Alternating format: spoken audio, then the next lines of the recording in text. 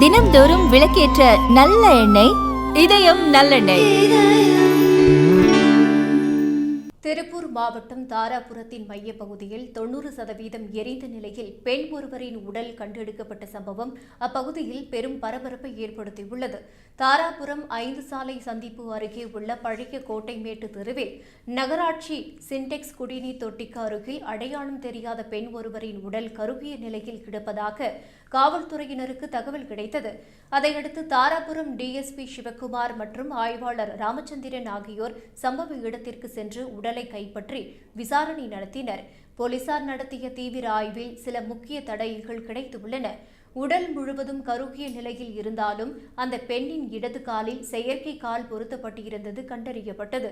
மேலும் அவரது தலைமுடி நரைத்து காணப்பட்டதால் உயிரிழந்தவருக்கு 65 வயதிற்கு மேல் இருக்கலாம் என போலீசார் கணிக்கின்றனர்.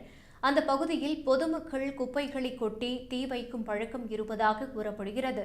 அங்கு வைக்கப்பட்ட தீயில் எதிர்பாராத விதமாக மூதாட்டி சிக்கி உயிரிழந்தாரா அல்லது யாரேனும் அவரை தீ வைத்து எரித்து கொலை செய்தார்களா என்ற கோணத்தில் போலீசார் விசாரணையை முடுக்கிவிட்டுள்ளனர். நகராட்சி தண்ணீர் தொட்டி அமைந்துள்ள அந்த பகுதிக்கு அந்த பெண் எதற்காக வந்தார் என்பது குறித்தும் மர்மம் நீட்டிக்கிறது. அடையாளம் தெரியாத அந்த பெண் யார் என்பதை கண்டறியும் பணியில் போலீசார் ஈடுபட்டுள்ளனர். தாராபுரத்தில் மக்கள் நடமாட்டம் மிகுந்த பகுதியில் நடந்த இந்த துயர சம்பவம் அங்குள்ள மக்களிடையே அச்சத்தை ஏற்படுத்தியுள்ளது.